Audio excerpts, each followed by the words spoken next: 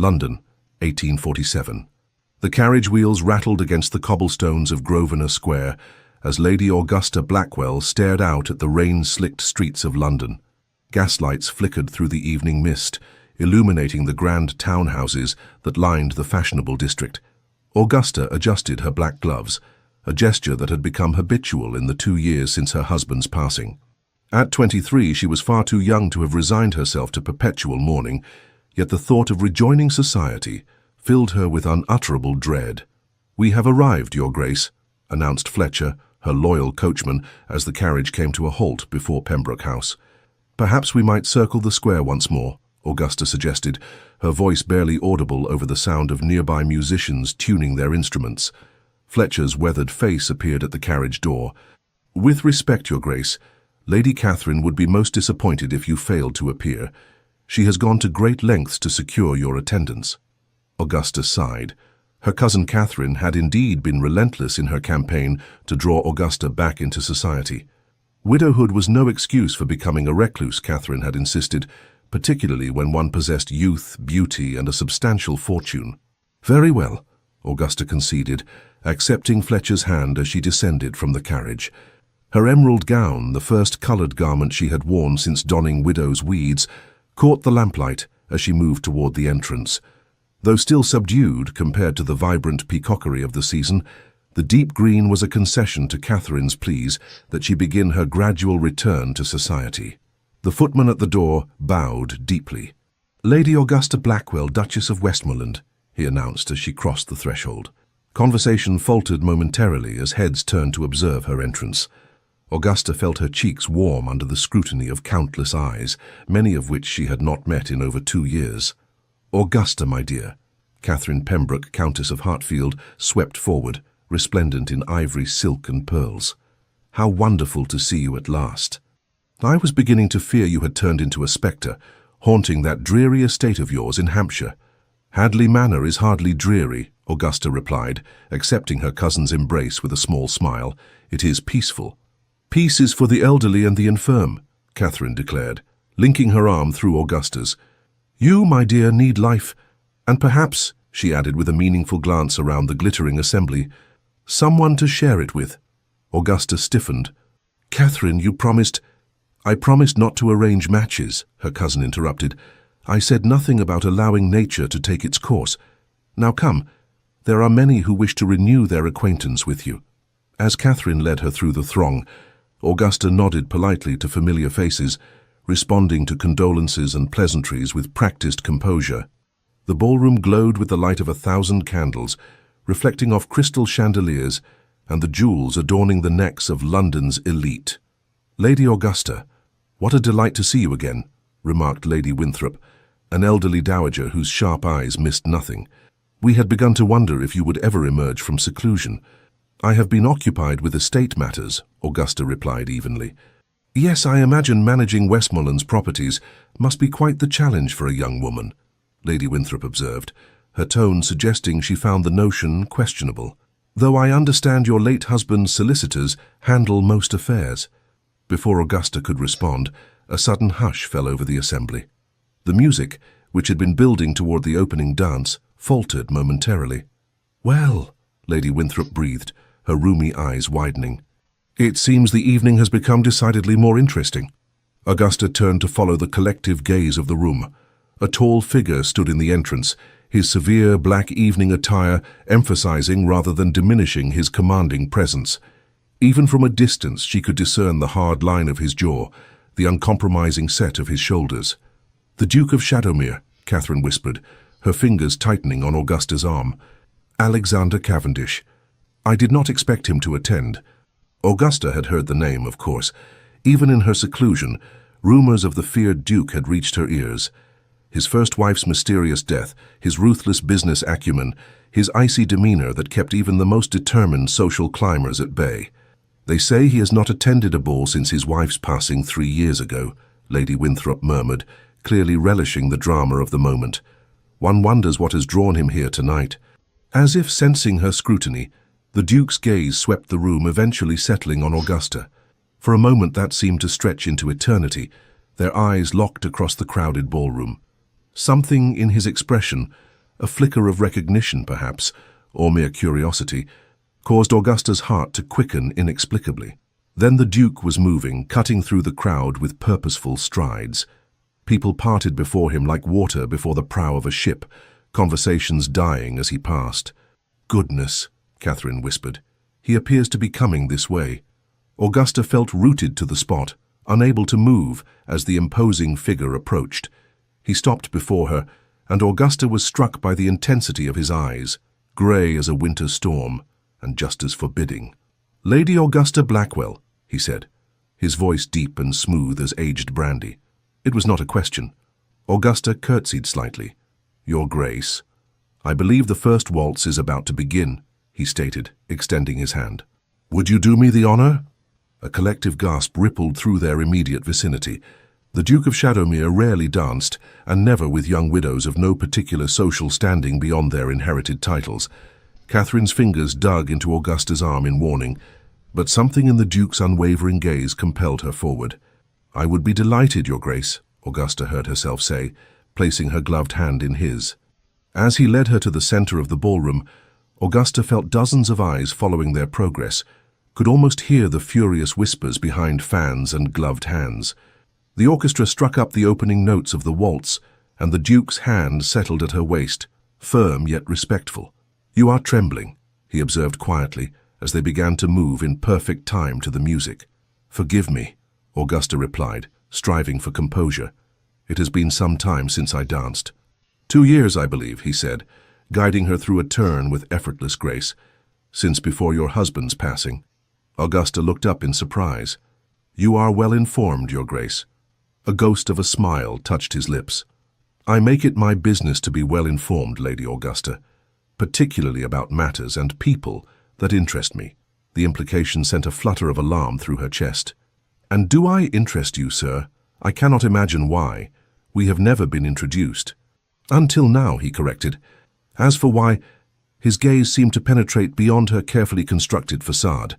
"Perhaps I recognize a kindred spirit." "In what way?" "Someone who wears their solitude like armor," he replied, his voice low enough that only she could hear. "Who finds safety in isolation." Augusta missed a step, momentarily thrown by his perception. The Duke adjusted seamlessly, his hand tightening slightly at her waist to steady her. "Careful," he murmured. "We are being watched." Indeed, as they circled the floor, Augusta became acutely aware of the attention they had attracted. Even other dancers seemed to give them a wide berth, as though the Duke carried some contagion they feared to catch. "You must know your reputation precedes you," Augusta said, finding her courage. "People speak of you in whispers." "And what do they whisper, Lady Augusta?" There was something dangerous in his tone now. A challenge. "That you are to be feared," she answered honestly. "That misfortune befalls those who cross you." His expression remained impassive, but something flickered in the depths of his eyes. "And does that frighten you?" Augusta considered her answer carefully. "I have faced my share of misfortune already, Your Grace. I find I have little left to fear." For the first time, genuine surprise registered on his face, quickly replaced by what might have been respect. "Then we are indeed kindred spirits," he said as the music drew to a close. They stood motionless for a moment as the last notes faded. Then, with perfect correctness, the Duke bowed over her hand. "Thank you for the dance, Lady Augusta." "The pleasure was mine, Your Grace," she replied automatically. He studied her face for a moment longer. "I wonder," he said quietly, "if you would consider calling on my sister, Lady Eleanor, tomorrow afternoon. She hosts a small gathering for tea at Shadowmere House. She has few female acquaintances, and would welcome your company, I believe." The invitation was so unexpected that Augusta found herself nodding before she had fully considered the implications. Yes, I would be pleased to make her acquaintance." "Excellent, until tomorrow then." With a final bow, he released her hand and walked away, leaving Augusta standing alone in the center of the ballroom, acutely aware of the curious and, in some cases, hostile gazes fixed upon her. Catherine was at her side in an instant. "Augusta, what were you thinking?" she hissed. "Do you have any idea what you've done?" Augusta watched the Duke's retreating figure, a curious sensation settling in her chest, something between trepidation and anticipation. "I believe," she said slowly, "I have just waltzed with the devil." "Worse," Catherine replied grimly. You've caught his interest. Heaven help you now." But as Augusta turned back to her cousin, she found herself wondering if perhaps she needed no heavenly intervention. For the first time in 2 years, she felt truly alive, her heart racing not with fear, but with something far more dangerous: curiosity. The following afternoon found Augusta's carriage rolling to a stop before Shadowmere House, an imposing mansion of grey stone that seemed to frown upon Berkeley Square. Unlike the warm, welcoming facades of neighbouring houses, the Duke's London residence presented a forbidding countenance to the world, its windows like watchful eyes regarding passers-by with suspicion. "I shall return in 2 hours, Your Grace," Fletcher said, as he helped Augusta descend from the carriage. His weathered face betrayed concern. "Unless you wish me to wait," Augusta squared her shoulders, adjusting her dove-grey visiting dress. "That won't be necessary, Fletcher. Lady Eleanor is expecting me." The door swung open before she could knock, revealing a silver-haired butler whose dignity seemed etched into the very lines of his face. "Lady Augusta Blackwell," she announced herself. The butler bowed. "We have been expecting you, Your Grace. I am Harrington. Please follow me."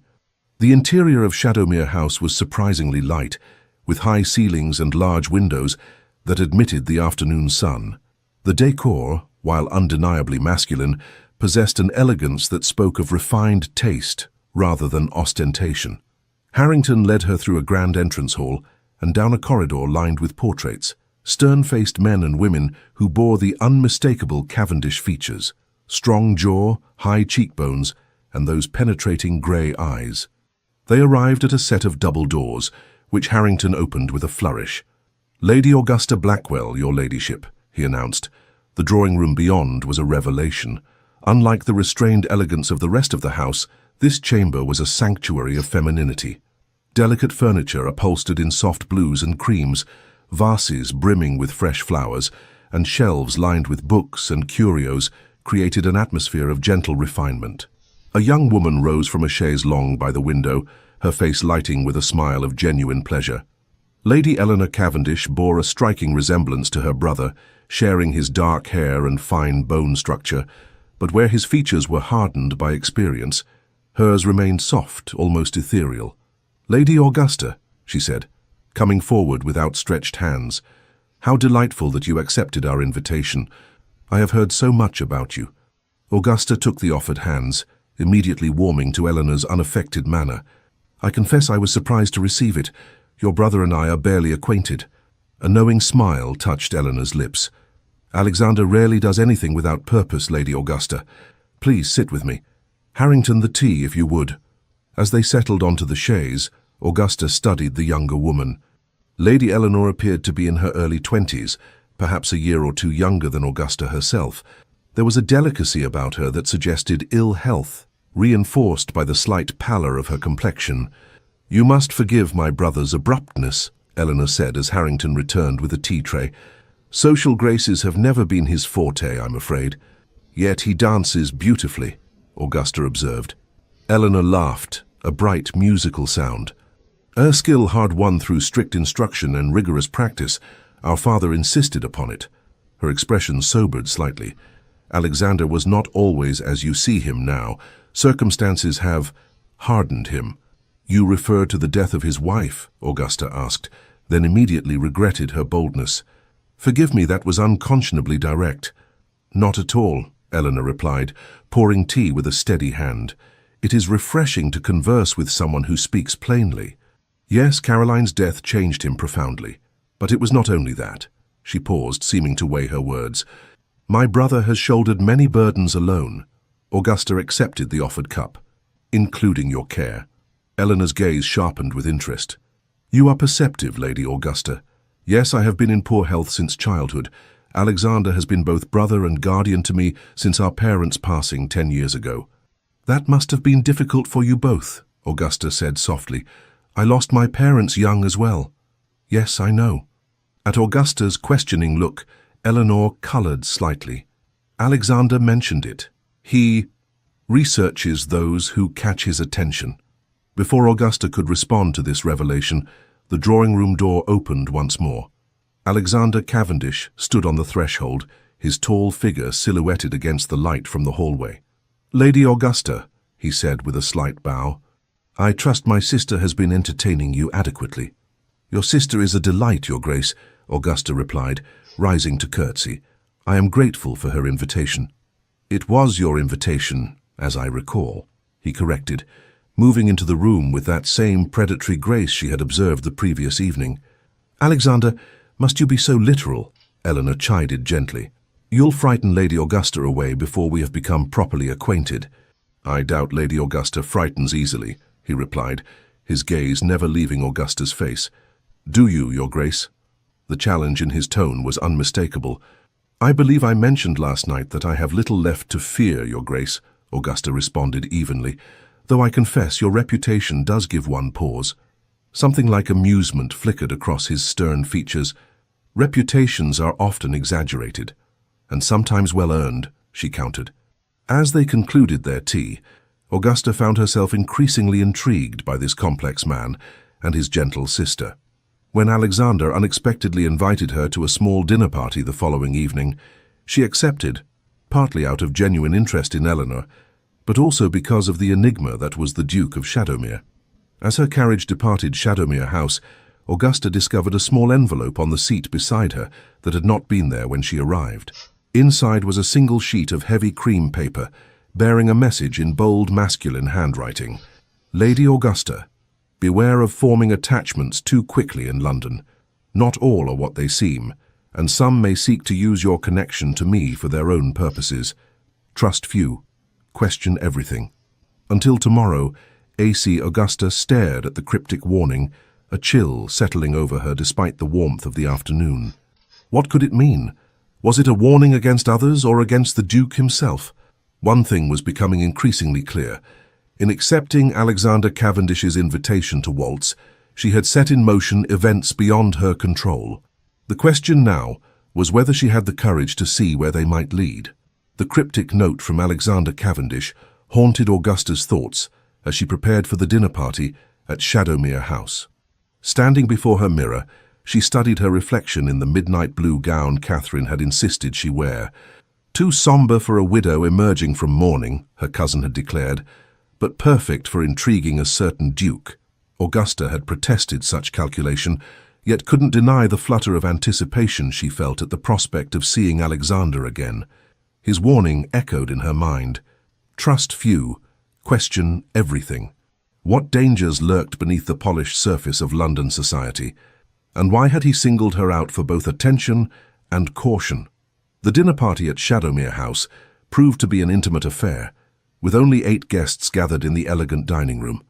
Augusta, seated to the Duke's right as the guest of honor, found herself the object of intense scrutiny from the other attendees.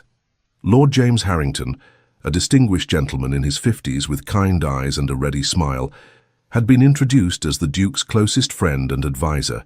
His wife, Lady Sophia, a graceful woman with auburn hair threaded with silver, had immediately taken Augusta under her wing, her gentle manner providing a welcome buffer against the more probing attention of the other guests. Across the table sat Sir William Preston, a banker whose sharp gaze seemed to calculate the worth of everything and everyone in his path. Beside him his wife Henrietta, a woman of remarkable beauty and equally remarkable coldness, had barely acknowledged Augusta's presence beyond a perfunctory nod. Catherine had been placed beside Lord Richard Blackwood, a young viscount whose charm and good looks had earned him a reputation as one of London's most eligible bachelors. The final guest, Dr. Edward Bennet, a serious man with intelligent eyes behind wire-rimmed spectacles, was seated at Eleanor's right hand and appeared to divide his attention between his hostess and professional observations of the company at large.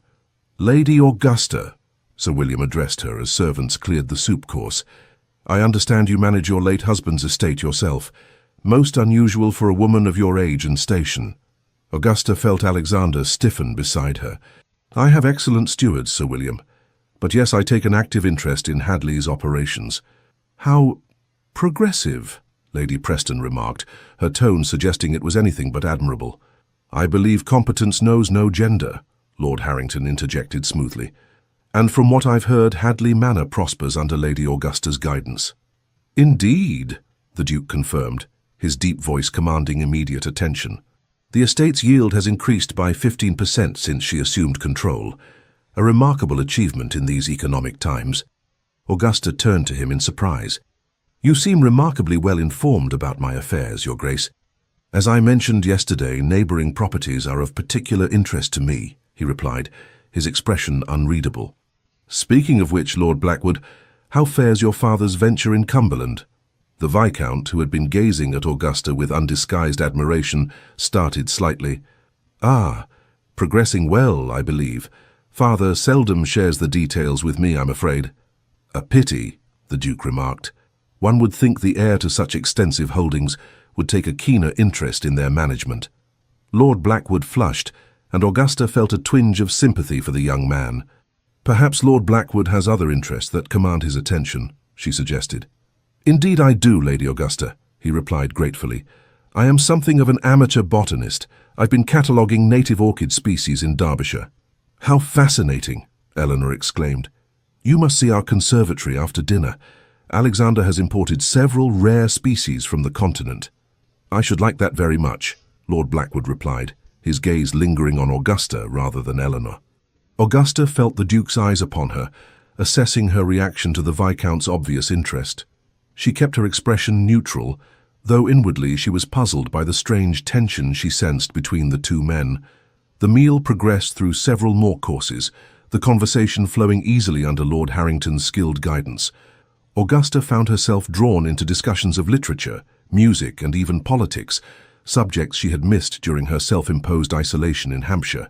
You are remarkably well read for a young woman, Dr. Bennet observed, after she had contributed to a debate on Wordsworth's later works. My father believed in educating daughters as well as sons, Augusta replied, and widowhood provides ample time for reading. A waste, Lady Preston murmured just loudly enough to be heard. A beautiful young woman like yourself, buried in books and ledgers. I consider it neither waste nor burial, Augusta countered politely. Merely a different application of one's faculties than society typically expects of women. Well said, the Duke commented, and Augusta detected a note of approval in his voice that sent an unexpected thrill through her. As the final course was served, Eleanor turned the conversation to the upcoming charity ball for the Children's Hospital, an event she was apparently helping to organize despite her frail health. We had hoped to secure the assembly rooms, she explained, but they were booked for a private function. We're still searching for a suitable venue. What about the Pembroke ballroom? Catherine suggested.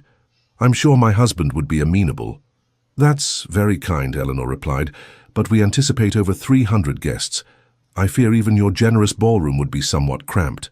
Perhaps Shadowmere House could host, Augusta suggested impulsively.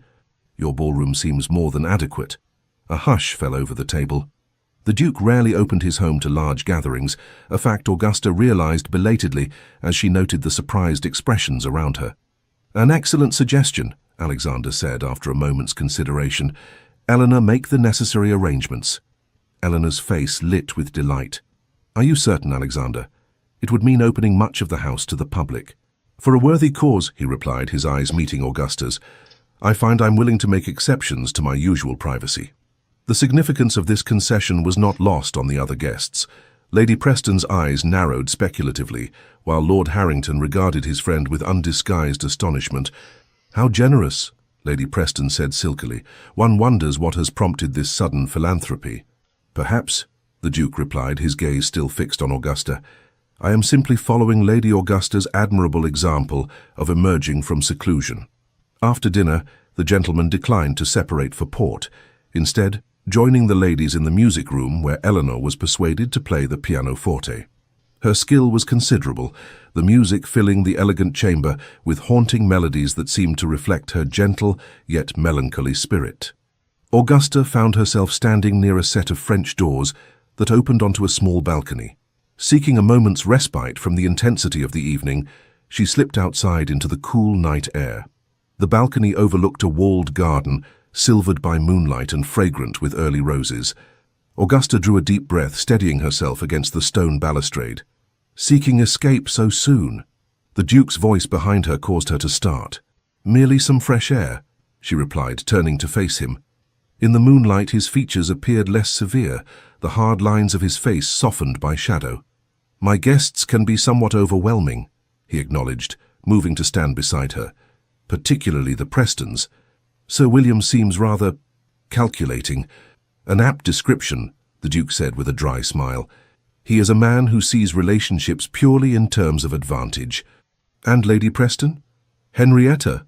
Something darkened in his expression. She is a woman accustomed to getting what she wants, by whatever means necessary. There was a history there, Augusta sensed, though whether romantic or otherwise she could not determine. They seem unusual choices for an intimate dinner. One keeps potential allies close, he replied, and potential adversaries closer still. And which am I? Augusta asked boldly. The Duke studied her for a long moment, his grey eyes reflecting the moonlight. Neither, I think, at least not yet. Then what am I, Your Grace? Why invite me here? Why single me out at the ball? I am nobody of consequence. I disagree, he said softly. You are a woman of considerable consequence, Lady Augusta, more than you realize. Before she could press him further, the sound of the French doors opening interrupted their exchange. Lord Blackwood stepped onto the balcony, his handsome face lighting with pleasure at the sight of Augusta. Ah, there you are, Lady Augusta. I had hoped you might honor us with a song. Lady Eleanor assures me you have a lovely voice. Augusta glanced at the Duke, whose expression had reverted to its customary impassivity. Perhaps another time, Lord Blackwood. I fear I'm somewhat out of practice. Then perhaps you might allow me to escort you through the conservatory. The Viscount persisted. The moonlight makes it quite magical, I'm told. Again Augusta looked to the Duke, uncertain why she felt the need for his approval. He gave an almost imperceptible nod. I would be delighted, she said, accepting Lord Blackwood's offered arm. As they turned to leave, the Duke spoke once more. Lord Blackwood. The younger man paused. Yes, Your Grace? Take care with my orchids, Alexander said, his voice deceptively mild. Some varieties can be quite toxic if handled improperly. The warning was clear, though its precise meaning remained ambiguous. Lord Blackwood's arm tensed beneath Augusta's hand. I shall be the soul of caution, Your Grace, he replied with forced lightness. As they made their way toward the conservatory, Augusta found herself glancing back at the solitary figure on the balcony.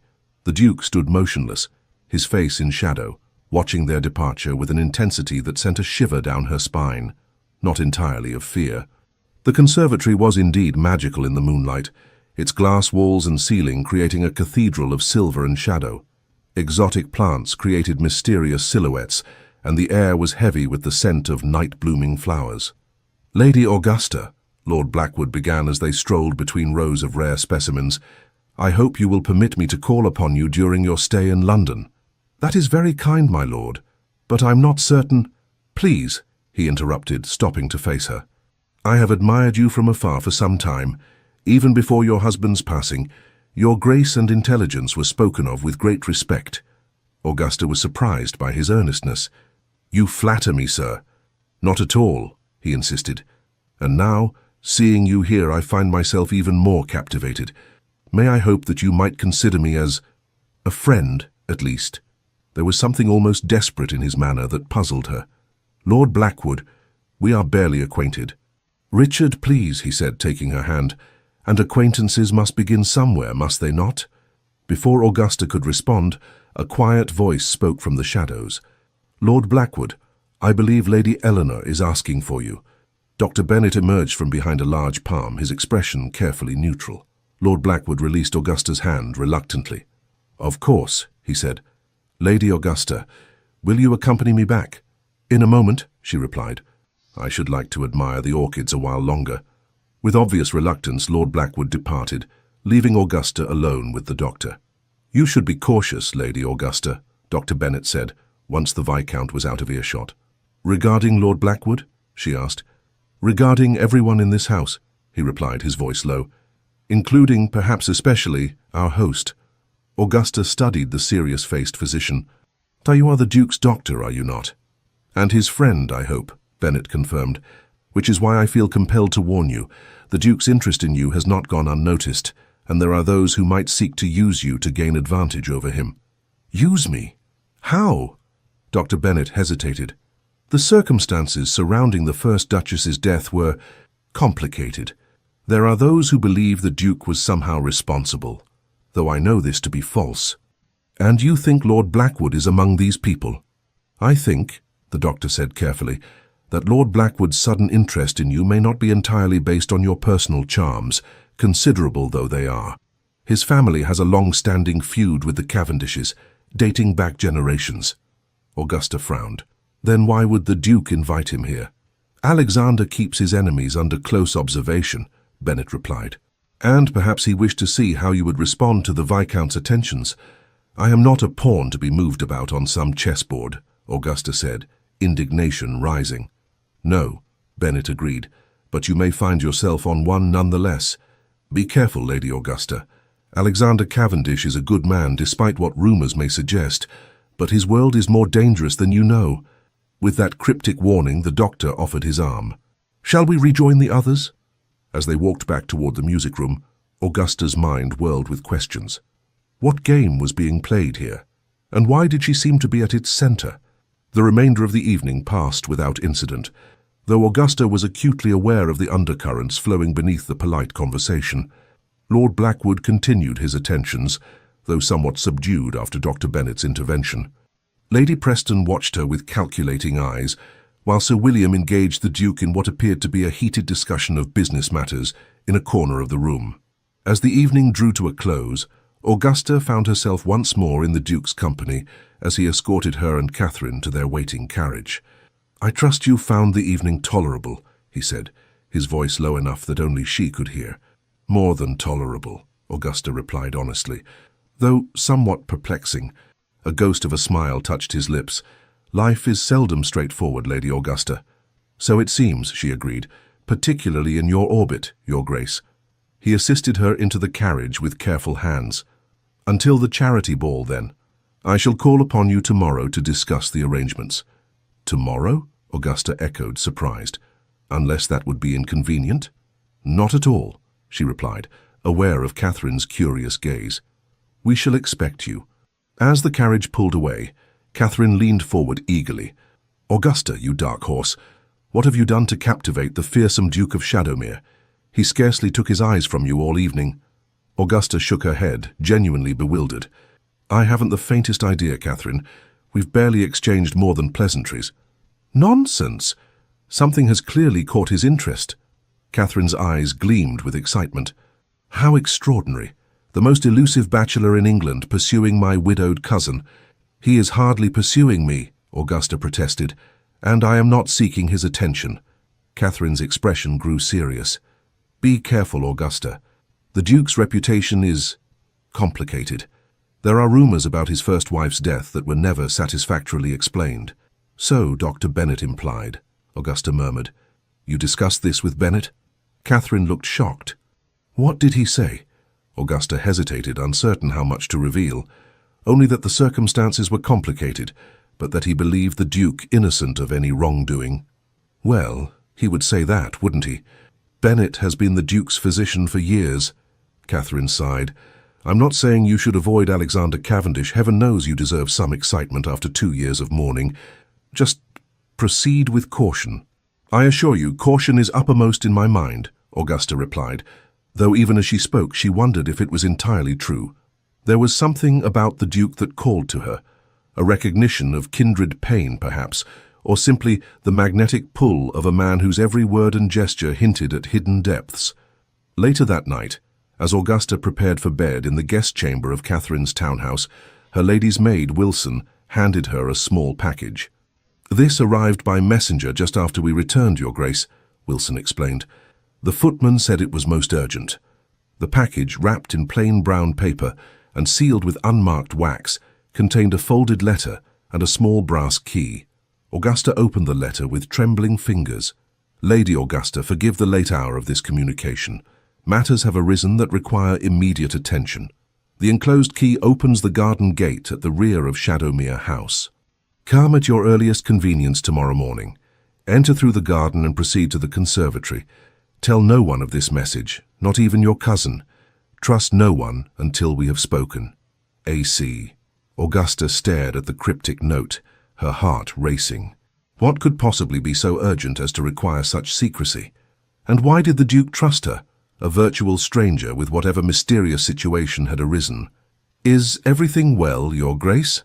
Wilson inquired, noting her mistress's troubled expression. "Yes," Augusta replied, quickly folding the letter. "Merely a social matter. That will be all for tonight, Wilson." After her maid had departed, Augusta paced the bedroom, the brass key clutched in her palm. Every instinct for self-preservation urged her to ignore the summons, to return the key unused. Yet something stronger, curiosity perhaps, or a deeper recognition that whatever path her life was to take now depended on her response to this moment, compelled her to set the key on her nightstand and blow out the candle. Tomorrow she would answer the Duke's call. For better or worse, she would step fully into the shadow world of Alexander Cavendish and discover what fate awaited her there. The brass key felt impossibly heavy in Augusta's pocket as she made her way through the misty London morning. Having slipped away from Catherine's townhouse under the pretense of an early walk, she navigated the quiet streets with quickening steps, her heart pounding with each block that brought her closer to Shadowmere House. The Duke's urgent summons had robbed her of sleep. What could be so pressing that it required such secrecy? And why had he chosen to trust her, a woman he had known for mere days? These questions had circled her mind throughout the night, leaving her both apprehensive and undeniably intrigued. The rear garden of Shadowmere House was enclosed by a high stone wall, ivy-covered and forbidding. The gate, almost hidden between two ancient oak trees, yielded to the key with a soft click. Beyond lay a formal garden, its paths and hedges rendered ethereal by the morning mist. Augusta followed a gravel path toward the house, her footsteps muffled by the damp air.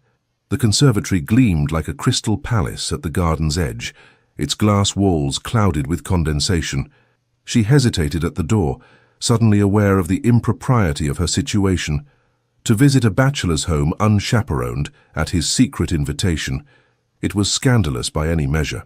Yet something in the urgency of the Duke's note convinced her that conventional proprieties must yield to more pressing concerns.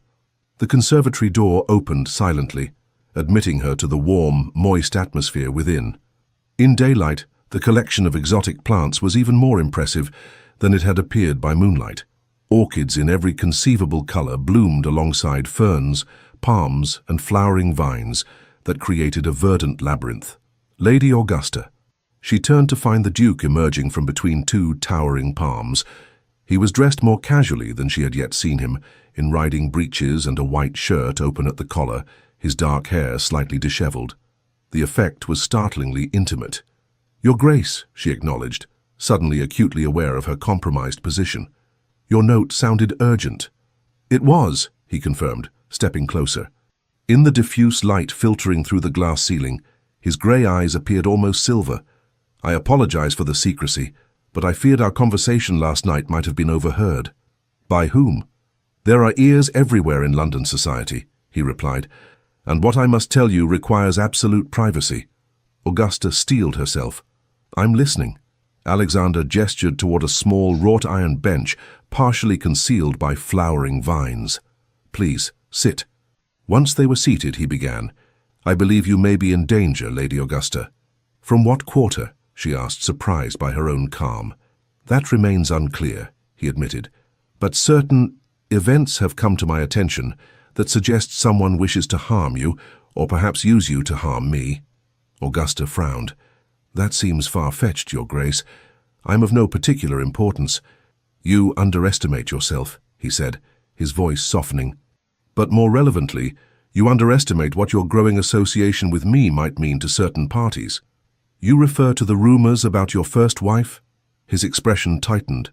"Partly. Caroline's death was not what it seemed, but neither was it what rumor suggests."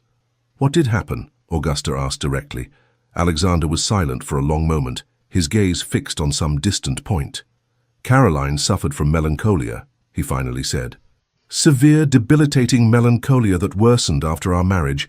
I sought every treatment, consulted every specialist. Nothing helped." Augusta's heart constricted at the pain evident in his voice. "I'm sorry. The night she died," he continued, "I was away on business. She took an overdose of laudanum. The official finding was accidental death, but there were those who suspected otherwise." "That you were somehow responsible?" Augusta surmised. Yes. There were letters, you see. Desperate, confused letters Caroline had written expressing fear of me. Letters she wrote during the depths of her illness, when she sometimes believed I meant her harm. And these letters became public. Not public, no, but they fell into the hands of certain individuals who have used them to influence me over the years. Blackmail, Augusta breathed. A crude term, but accurate. His eyes met hers directly. I tell you this, Lady Augusta, not to gain your sympathy, but so you understand the nature of the world you have entered by associating with me. And you believe someone might use me to further pressure you? Or worse, he said grimly. Last night, after our guests departed, I received this. He withdrew a folded paper from his pocket and handed it to her. The message, composed of letters cut from newspapers and pasted to the page, read, "The widow will follow the wife unless the Duke relinquishes all. She danced with death at Pembroke House." Augusta felt a chill despite the conservatory's warmth. "This is disturbing." "It is a threat," Alexander said flatly. "Against you. But why? What could anyone hope to gain by harming me?" "Several possibilities present themselves," he replied. "The most obvious being to pressure me into selling certain properties or business interests I have acquired in recent years, properties that some believe were obtained through questionable means." "Were they?" "I have never broken the law, Lady Augusta," he said carefully, "but I have perhaps bent it on occasion, particularly when dealing with those who deserved no better." Augusta studied his face, seeking evidence of deception, but finding only grim determination. "Why tell me this? Why not simply distance yourself from me, remove me as a target?" "Would that be your preference?" he asked, his expression unreadable. "I did not say that," she replied. "I merely question your strategy." For the first time that morning, a ghost of a smile touched his lips. "Strategy, Lady Augusta. You speak as though we are engaged in warfare." "Are we not?" she countered. "It seems I have inadvertently stumbled onto a battlefield of your making." "Not entirely of my making," he corrected. "But yes, you have become involved in a conflict that predates our acquaintance. For that, I apologize." "You still haven't answered my question," Augusta persisted. "Why not simply avoid me? Surely that would be the simplest solution." Alexander rose abruptly, pacing the narrow path between exotic plants. "The simplest, yes, but perhaps not the most satisfactory. Meaning?" He turned to face her, his expression unexpectedly vulnerable. "Meaning, Lady Augusta, that I find I am unwilling to relinquish your acquaintance even to ensure your safety. Selfish, perhaps, but true." The admission, delivered with such stark honesty, momentarily robbed Augusta of speech. I don't know what to say." "Say you will allow me to protect you," he replied, returning to sit beside her. "Say you will trust me, despite the rumors, despite the danger." Augusta took a deep breath. "How do you propose to protect me?" "First, by keeping you close," he said. "The charity ball provides an excellent opportunity. As co-hosts, we will have legitimate reason for frequent communication." "And second?" "By discovering who sent this threat," he replied grimly. "I have suspicions, but no proof as yet. Until I do, you must be vigilant. Accept no invitations without consulting me first. Drink nothing at social gatherings that you have not seen poured. And trust no one completely, not even those who seem most benevolent." "Not even you?" Augusta asked, only half in jest. His grey eyes met hers with unexpected warmth. "Especially not me, perhaps. I am, after all, the source of your danger." "Yet here I sit," she observed, "conspiring with you nonetheless. Does that make you reckless, Lady Augusta, or merely curious?" "Perhaps both," she admitted, "though I prefer to think of it as discerning. I judge people by their actions, not rumors." "And what have my actions told you thus far?" Augusta considered the question carefully. "That you are protective of those you care for, that you value intelligence and directness, that you harbor secrets, yes, but not necessarily sinister ones." "A generous assessment," he murmured. "Time will tell if it is an accurate one," she replied. Their eyes held for a long moment, and Augusta became acutely aware of their isolation, of the impropriety of their meeting. Yet she felt no fear, only a curious sense of standing at a crossroads, her future hanging in the balance of this moment. The spell was broken by the distant sound of the garden gate opening. Alexander rose swiftly, moving to the conservatory door to peer out into the mist. "Harrington," he said, tension leaving his shoulders. "My steward. I must have lost track of time. We have estate business to discuss." "I should go," Augusta said, rising. "Wait." He caught her hand, his touch sending a jolt of awareness through her. "Meet me tomorrow at the Lending Library on Bond Street, 3 o'clock. We must discuss the charity ball arrangements, and I shall have more information by then." Augusta nodded. "Until tomorrow, then." He released her hand reluctantly. "Take care, Lady Augusta. Remember what I said. Trust no one completely." "Not even myself?" she asked, attempting to lighten the moment. His expression remained grave. "Especially not yourself, if your instincts tell you to trust me too readily. I am not perhaps as good a man as you believe." With those unsettling words lingering in the air between them, Augusta slipped out through a side door of the conservatory, making her way back through the misty garden, and out the gate through which she had entered less than an hour before. The days that followed passed in a whirlwind of activity, as Augusta found herself drawn deeper into the Duke's world. The charity ball provided legitimate reason for frequent meetings, often in the company of Eleanor, whose genuine warmth and affection had quickly endeared her to Augusta. Together, they planned every detail of the event, from the floral arrangements to the supper menu, while Alexander attended to security matters with unnerving thoroughness. "You truly believe someone might attempt something at the ball itself?" Augusta asked during one such planning session in Shadowmere House's elegant library. "I believe in preparing for all possibilities," Alexander replied, not looking up from the guest list he was scrutinizing. "Preston has confirmed his attendance, though Henrietta claims a prior engagement. Do you still suspect Sir William of sending the threat?" "He remains the most likely candidate," Alexander confirmed. "His bank holds significant loans against properties that border my eastern estates, properties I've recently expressed interest in acquiring. If he can force me to sell certain key holdings, the value of his collateral would increase substantially." "And Lady Preston?" Augusta inquired, recalling the calculating look in Henrietta's eyes whenever she glanced between Augusta and the Duke. Alexander's expression darkened. "Henrietta's grievances are more personal. She once harbored expectations I had no intention of fulfilling." "Before your marriage to Caroline?"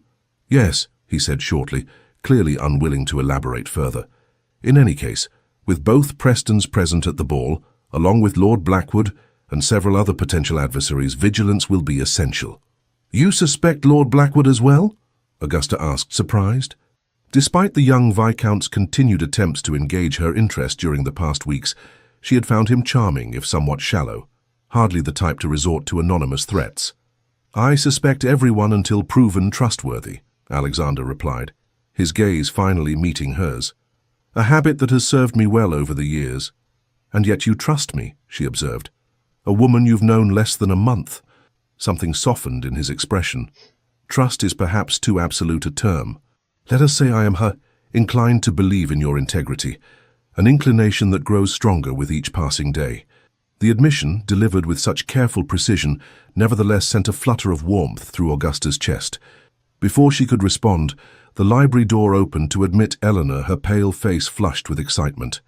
"The final RSVPs have arrived," she announced, waving a sheaf of cards. "Over 300 guests confirmed. Augusta, we've done it. This will be the most successful fundraiser in the hospital's history." As Eleanor reviewed the acceptances, Augusta found her attention drawn to Alexander. He had returned to his papers, but she felt his awareness of her like a physical touch. Something was shifting between them, something beyond the practical alliance formed in the face of unknown threats, something that frightened and exhilarated her in equal measure. The evening of the charity ball arrived, with a flurry of last-minute preparations. Augusta had spent the day at Shadowmere House, overseeing the final arrangements alongside Eleanor. Now, as she prepared to change for the evening, she found herself in the elegant guest chamber that had been set aside for her use, a courtesy that had raised Catherine's eyebrows, but which Eleanor had insisted upon as practical necessity. "You can hardly be expected to travel back and forth in your ball gown," Eleanor had declared.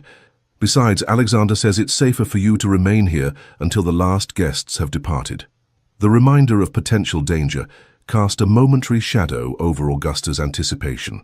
Despite Alexander's vigilance, no further threats had materialized, nor had he been able to prove Sir William's involvement in the original message. Yet Augusta could not shake the feeling of being watched whenever she ventured into society, a prickling awareness of hostile scrutiny from unknown quarters. A soft knock at the door interrupted her thoughts. Wilson, her lady's maid, entered with a large box. "This just arrived for you, Your Grace," Wilson said, placing the box on the bed. "From His Grace, the Duke."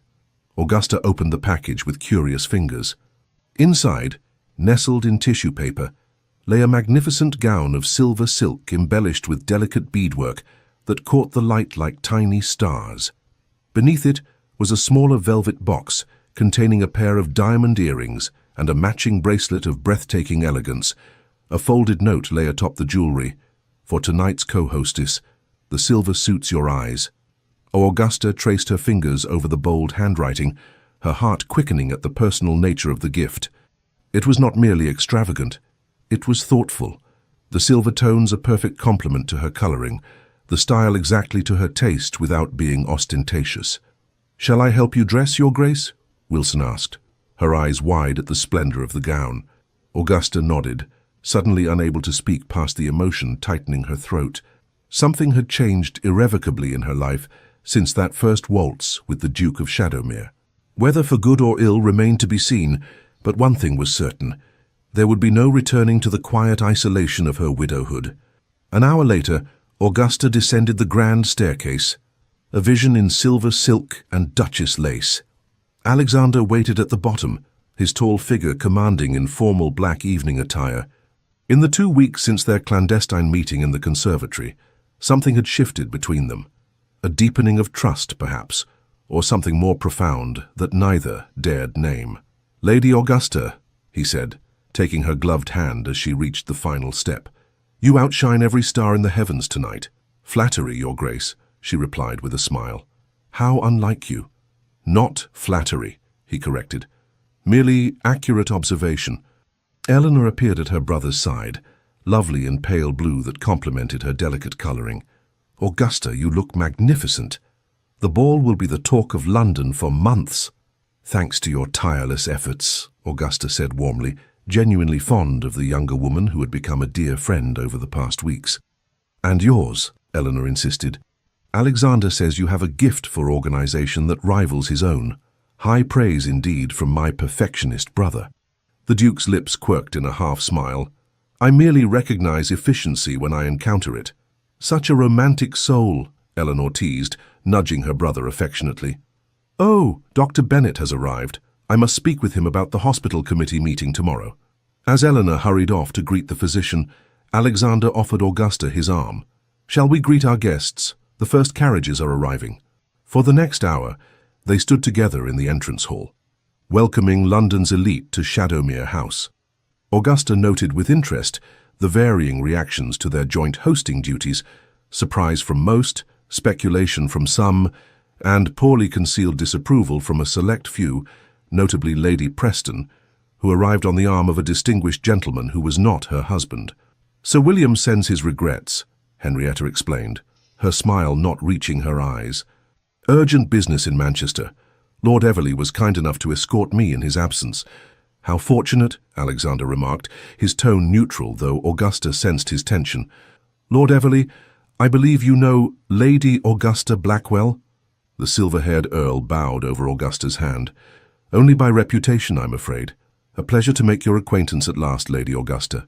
"The pleasure is mine, my lord," Augusta replied automatically, though something in the Earl's appraising gaze made her uneasy. As the couple moved on, Alexander leaned close to murmur in her ear, "Keep your distance from Everley. He and Preston are close associates, and his presence here is no coincidence."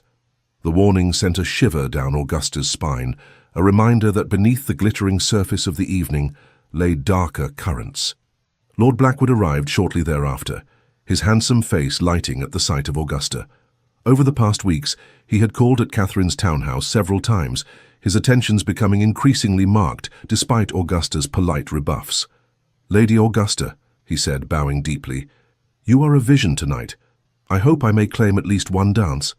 Before Augusta could respond, Alexander intervened smoothly. I fear Lady Augusta's dance card is quite full, Lord Blackwood. As co-hostess, her duties are numerous this evening. Blackwood's smile faltered slightly.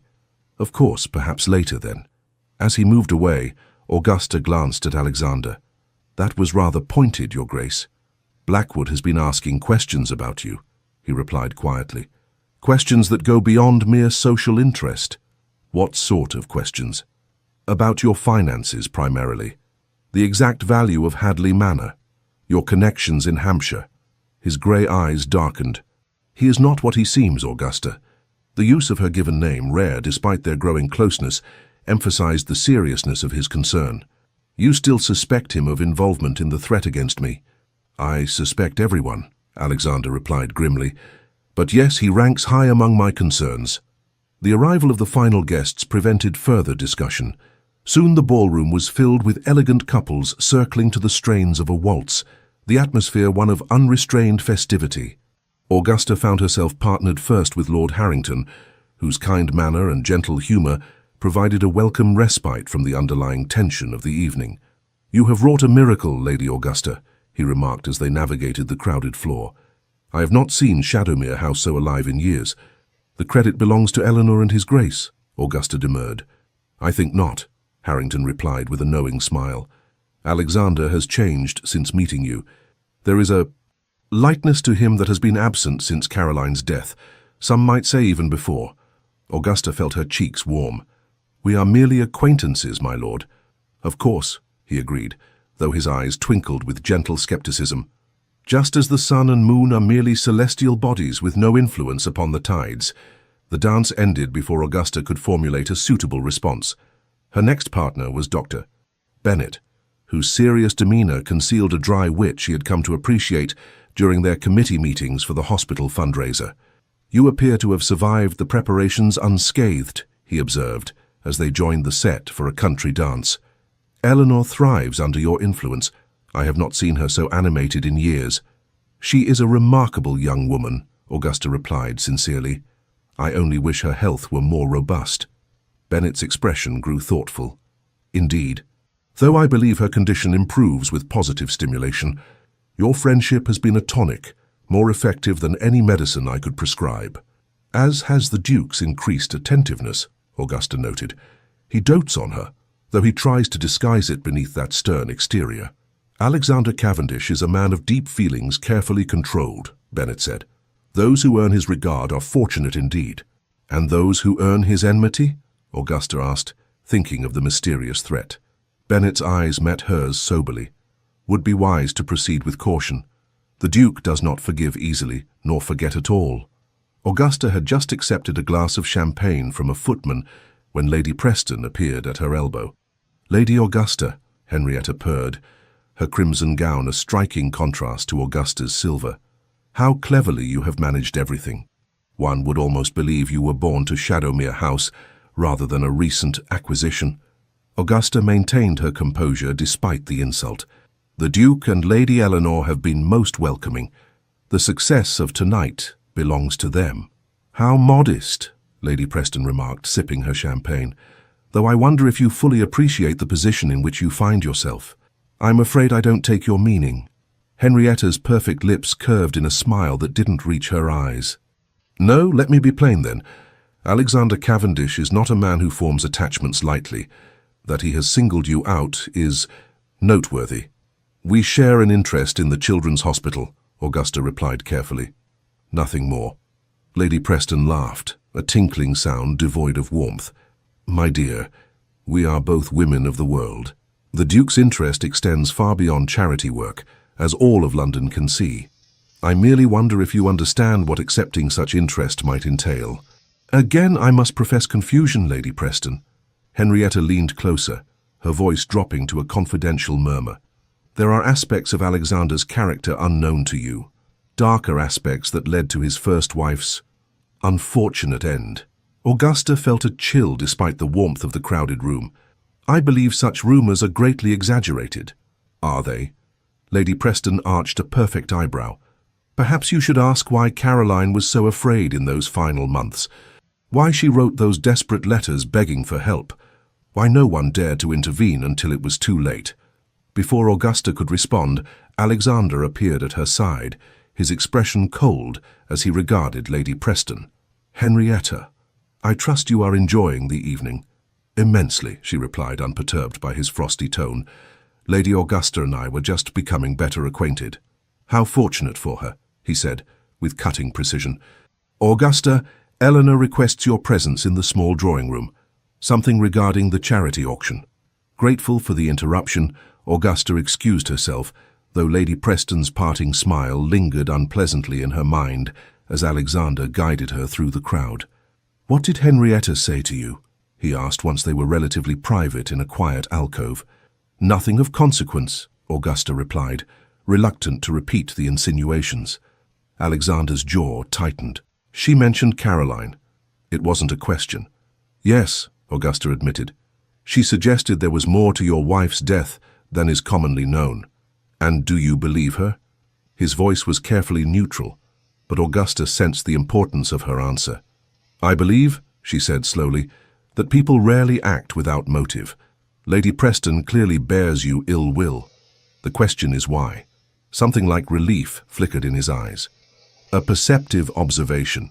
Henrietta once believed herself to be a suitable match for me. I disagreed. Before your marriage to Caroline?" "Yes. Henrietta married Preston a month after my engagement to Caroline was announced." His expression darkened. "She has never forgiven either slight." A sudden commotion near the ballroom entrance interrupted their conversation. Lord Blackwood had arrived, clearly intoxicated, his handsome features flushed as he loudly demanded another glass of champagne from a startled footman. "Damnation," Alexander muttered. "Just what the evening needed." He started toward the disturbance, but Augusta caught his arm. "Let me. A scene would only draw more attention." Before he could object, Augusta moved swiftly to Blackwood's side, taking his arm with a firm grip disguised as a friendly gesture. "Lord Blackwood, how pleasant to see you again. I believe you promised to show me the library earlier. Shall we?" Confusion crossed his face, followed by a slow smile of comprehension. "Lady Augusta, of course, the library." She guided him from the ballroom, aware of Alexander's watchful gaze as they departed. The library, blessedly empty, offered a quiet retreat from the festivities. Augusta released Blackwood's arm once the door closed behind them. "You should sit, my lord. You seem unwell." Blackwood laughed bitterly. "Unwell? Perhaps, though drunk would be more accurate." He stumbled to a leather armchair, collapsing into it with little grace. "Forgive me, Lady Augusta. I am not at my best this evening." "So I observe," she replied coolly. "May I ask what prompts such behavior?" He studied her through bloodshot eyes. "You truly don't know, do you? How extraordinary." "Know what?" "That you are in grave danger," he said, his voice suddenly clear despite his apparent intoxication. "That Alexander Cavendish is not the man you believe him to be." Augusta sighed. "Lord Blackwood, if you have summoned me here merely to repeat tired rumors—" "Not rumors," he interrupted fiercely. "Truth. Caroline Cavendish did not take her own life. She was murdered." A chill ran down Augusta's spine. "That is a serious accusation, sir." "One I can prove," Blackwood insisted. "I have seen the letters Caroline wrote before her death, not just to her family, but to my father. They speak of fear, yes, but also of evidence she had discovered. Evidence of the Duke's involvement in my uncle's death 5 years ago." Augusta struggled to maintain her composure. "Your uncle?"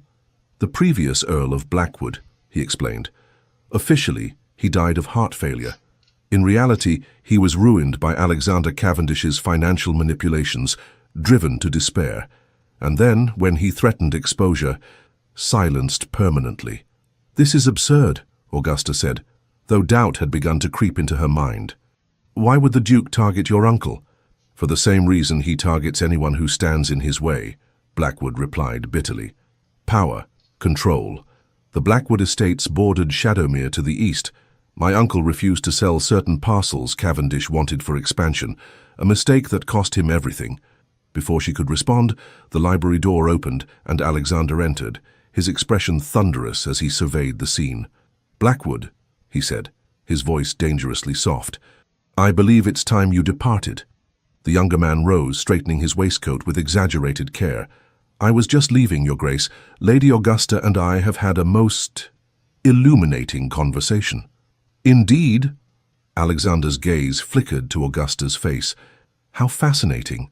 Blackwood moved toward the door, pausing as he drew level with the Duke. She deserves to know the truth, Cavendish. About everything. Get out, Alexander replied evenly. While you still can.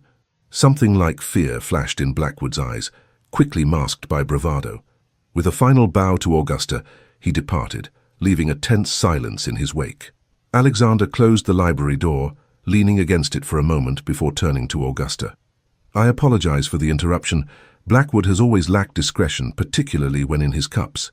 He seemed remarkably coherent for a man supposedly in his cups, Augusta observed. Alexander's expression sharpened. What did he say to you? Augusta hesitated, torn between loyalty to Alexander and the disturbing seeds of doubt Blackwood had planted. He made accusations about Caroline's death, about your business dealings with his uncle. I see. Alexander moved to the fireplace, staring into the flames for a long moment. And do you believe him? I don't know what to believe, Augusta admitted. Every person in this house seems to have a different version of the truth. Lady Preston hints at dark secrets. Lord Blackwood alleges murder, and you... She faltered. And I? He prompted. You reveal only what you must. When you must, she said softly, always holding something in reserve. He turned to face her, his expression more vulnerable than she had ever seen it. Would complete honesty serve either of us well, Augusta? Would you truly wish to know every shadow in my past, every compromise I have made to protect what is mine? She met his gaze steadily. I would rather know an uncomfortable truth than believe a comforting lie. Alexander moved toward her slowly, stopping when only a few feet separated them. Then here is truth, unvarnished. I did not kill Caroline, nor did I drive her to take her own life, but I failed her nonetheless. I saw her suffering and believed it temporary, treatable. I was wrong. And Lord Blackwood's uncle? Frederick Blackwood ruined himself through gambling and poor investments, Alexander said flatly. I offered to purchase his lands at fair market value before his creditors seized them. He refused out of pride, then accused me of orchestrating his downfall when those same creditors foreclosed. He died of heart failure after a particularly violent argument with his nephew, the very man who now accuses me of murder. Augusta studied his face, searching for signs of deception, but finding only weary honesty. Why would Lord Blackwood lie about such things? Because the truth implicates him, Alexander replied.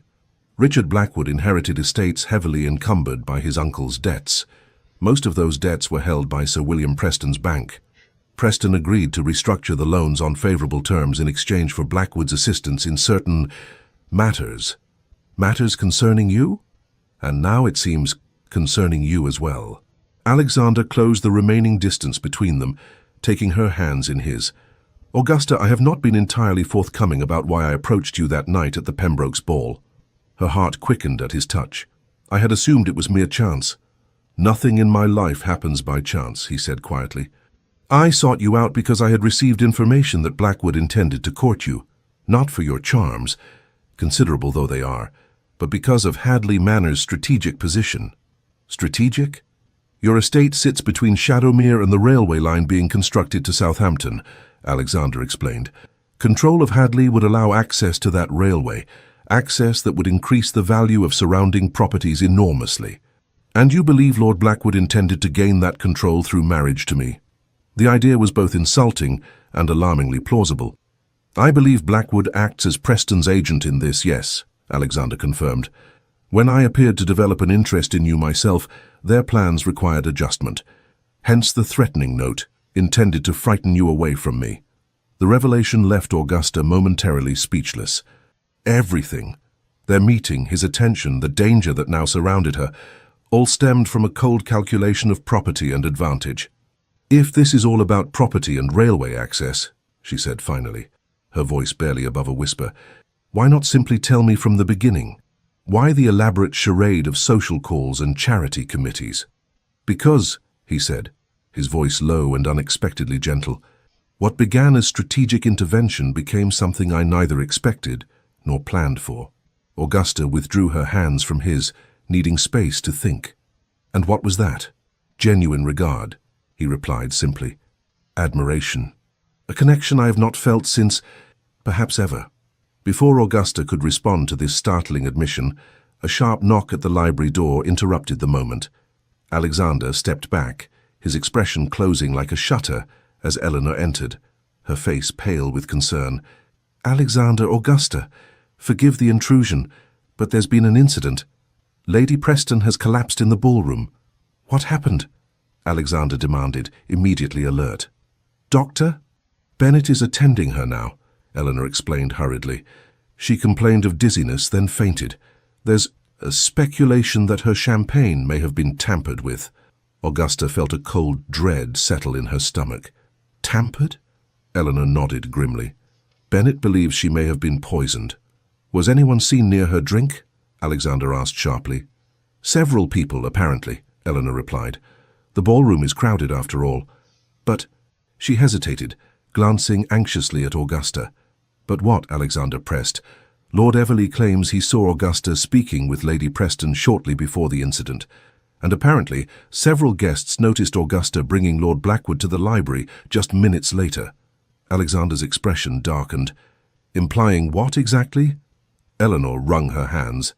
"There are whispers, Alexander, suggestions that perhaps Augusta had reason to silence Henrietta after their conversation, and that she might have enlisted Blackwood's help."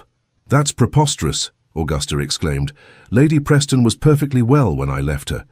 "Of course it's absurd," Alexander agreed, his voice cold with anger. "Where is Everley now?" "With Sir William," Eleanor said. "He arrived unexpectedly just after Henrietta collapsed. They're both with Bennett in the blue drawing room." Alexander turned to Augusta, his expression grave. "This is no coincidence. Preston's sudden return, Everley's accusations, Henrietta's mysterious illness. It's all connected." "Connected to what?" Augusta asked, though she feared she already knew the answer. "To us," he replied simply. "To whatever is developing between us. Someone is determined to prevent it, by discrediting you, frightening you away, or worse." Eleanor looked between them, comprehension dawning on her face. "Alexander, you don't think—" "I think," he interrupted, "that we need to speak with Preston and Everley immediately. Eleanor, please return to the ballroom. Assure our guests that Lady Preston is receiving the best care and that the evening will continue as planned." As Eleanor departed, Alexander turned back to Augusta. "You should return to the ballroom as well. The last thing we need is for you to appear to be hiding." Augusta lifted her chin. "I prefer to accompany you. If I'm being accused, even obliquely, I have the right to confront my accusers." A flash of admiration crossed his face. "Very well, but stay close to me and say nothing unless directly addressed. Preston is dangerous when cornered." Together they made their way through the mansion's corridors to the blue drawing room. Inside they found Sir William Preston pacing before the fireplace, his florid face mottled with rage or concern, perhaps both. Lord Everley stood by the window, while Dr. Bennett examined a pale, semi-conscious Henrietta on a chaise longue. "Cavendish," Preston snarled as they entered. "What the devil is happening in your house? My wife has been poisoned." "We don't know that for certain," Bennett interjected, looking up from his patient. "Lady Preston's symptoms could indicate several conditions." "She was perfectly well until she drank that champagne," Everley insisted. "Champagne served at your instruction, Cavendish." Alexander's expression remained impassive.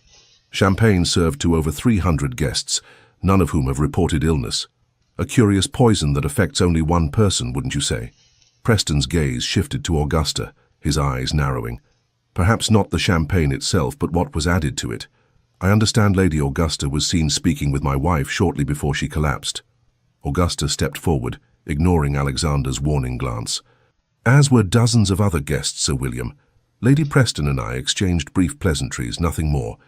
And then you hurried off to a private meeting with Blackwood," Everley added silkily. "Most curious timing." "Lord Blackwood was causing a disturbance," Augusta replied evenly. "I merely removed him from the ballroom to prevent embarrassment. The Duke joined us moments later." "A convenient explanation," Preston muttered. Alexander moved to stand beside Augusta, his presence solid and reassuring. "Sir William, your insinuations border on slander. Lady Augusta is above reproach, as anyone who knows her can attest." "And how well do you know her, Cavendish?" Preston challenged. "You met barely a month ago, yet suddenly she co-hosts your events. visits your home unchaperoned, and appears to have remarkable influence over you. One might wonder what hold she has established so quickly.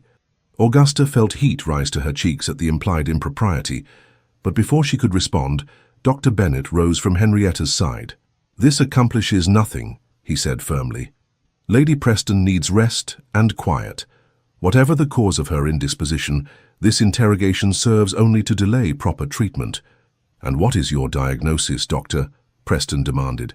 Bennet hesitated, glancing at Alexander. "I cannot be certain without further examination, but her symptoms suggest possible belladonna poisoning. Dilated pupils, dry mouth, elevated pulse. Fortunately, the dose appears to have been small. With proper care, she should recover fully." "Belladonna," Everly repeated meaningfully. "A plant commonly found in English gardens, including perhaps the conservatory of this very house?" Alexander's jaw tightened. "If you have an accusation to make, Everly, make it plainly." "I merely observed that the means were readily available," the Earl replied with false innocence, "and that certain parties might benefit from Lady Preston's incapacitation." "Enough," Bennet interrupted. "Lady Preston requires quiet. I suggest she be moved to a bedchamber where she can rest undisturbed." Alexander nodded. "Of course. Eleanor's room is nearest. Sir William, you are welcome to remain with your wife. The rest of us should return to the ballroom before our absence generates further speculation." "I'm not leaving, Henrietta," Preston declared. "Nor would I expect you to," Alexander replied coldly. "Bennet, please see to Lady Preston's comfort. Everly, I believe your duties as escort are concluded for the evening." The Earl bristled at the dismissal, but could find no reasonable grounds for objection. With a stiff bow to Augusta and a meaningful glance at Preston, he departed. Once Henrietta had been moved to Eleanor's chamber with Preston and Bennet in attendance, Alexander led Augusta to a small anteroom adjacent to the ballroom. "This is no coincidence," he said, his voice low and urgent. "Preston was supposedly in Manchester. His sudden return, Henrietta's mysterious illness, it's all calculated to create scandal, to link your name to something unsavory." "But why?" Augusta asked, bewildered by the lengths to which someone would go to separate her from Alexander. "Surely there are simpler ways to prevent a railway connection across my land?" Alexander's expression grew troubled. "I fear this may no longer be merely about property and railways.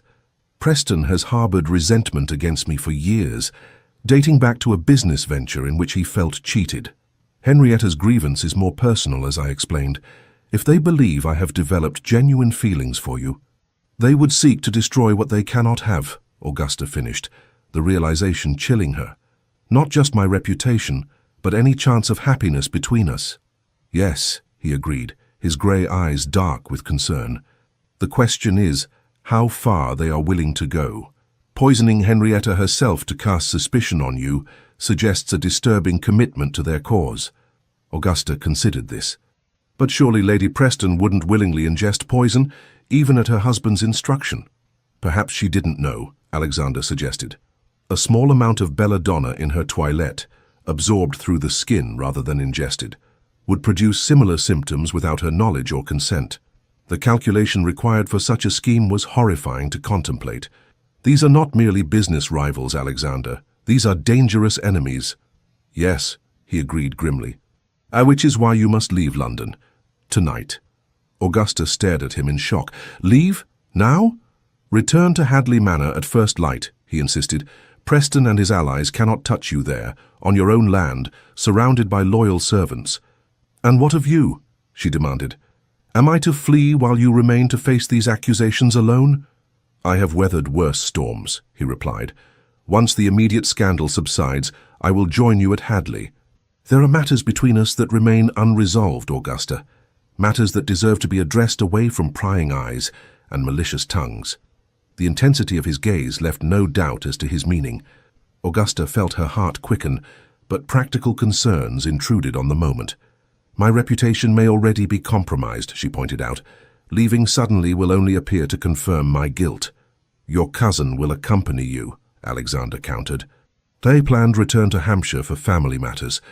Eleanor will ensure the proper story circulates."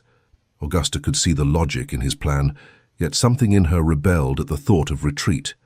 I dislike running from false accusations. It is not retreat, he said firmly. It is strategic repositioning. At Hadley you hold the advantage. Preston and his allies will be forced to approach on your terms if they dare approach at all. Before Augusta could respond, the anteroom door opened and Eleanor appeared, her face drawn with concern. Alexander, Augusta, you must come quickly. It's Lord Blackwood. He's been found unconscious in the garden. And there's a note that mentions Augusta. Alexander's expression hardened. What does it say? The widow danced with death. Now death claims another. Eleanor's voice trembled as she recited the ominous words. It was pinned to his coat. Alexander, what does it mean? It means, he replied grimly, that our enemies have grown bolder than I anticipated. Augusta, stay with Eleanor. I must see Blackwood myself. I'm coming with you, Augusta insisted. If my name is being used in this foul business, I have a right to know the truth of it. After a moment's hesitation, Alexander nodded. Very well. Eleanor, return to our guests. Say only that Lord Blackwood has taken ill and is being attended to. Nothing more. The garden, illuminated by strategically placed lanterns for the evening's festivities, held an eerie quality as they made their way along the gravel paths. Several footmen stood in a tight circle near the conservatory entrance, their faces grave in the flickering light. Stand aside, Alexander commanded, and the men parted to reveal Lord Blackwood sprawled on the ground, his evening clothes dishevelled, a thin trickle of blood running from his temple. Doctor. Bennett knelt beside him, checking his pulse. How is he? Alexander asked tersely. Bennett looked up, his expression troubled. Alive, but deeply unconscious. He's been struck on the head, deliberately, I'd say, given the nature of the wound. And this? Alexander indicated a folded paper clutched in one of the footman's hands. Found pinned to his lordship's coat, Your Grace, the servant explained, handing over the note. Alexander read it, his jaw tightening, then passed it to Augusta. The message, composed of cut newspaper letters like the previous threat, was exactly as Eleanor had reported. Who found him? Augusta asked, fighting to keep her voice steady. I did, Your Grace, replied one of the younger footmen. I was checking the garden lanterns when I saw someone lying near the path. Thought he might be a guest who'd had too much champagne, but when I approached... Did you see anyone else in the garden? Alexander pressed. The footman shook his head. No, Your Grace. Though I heard the garden gate close just as I was coming around the hedgerow, thought nothing of it at the time. Alexander turned to Bennett. Can he be moved? Carefully, the physician replied. He should be taken inside, but not disturbed by the general company. A quiet room where I can examine him properly. The study, Alexander decided. You men carry him gently. Bennett, see to his injuries. I need to know the moment he regains consciousness. As the footmen carefully lifted Blackwood's limp form, Alexander drew Augusta aside. This changes everything. Blackwood was not meant to be a victim. He's been working with Preston all along. Perhaps he outlived his usefulness, Augusta suggested, or threatened to expose their plans. Alexander considered this. Possibly. Either way, this attack, so close to Henrietta's poisoning, is clearly meant to implicate us further. The note makes that explicit. Us, Augusta repeated. Not me alone? Death claims another, Alexander quoted grimly. The implication being that you were responsible for Henrietta, and now Blackwood has fallen victim to the same hand, or to mine, acting in your defense.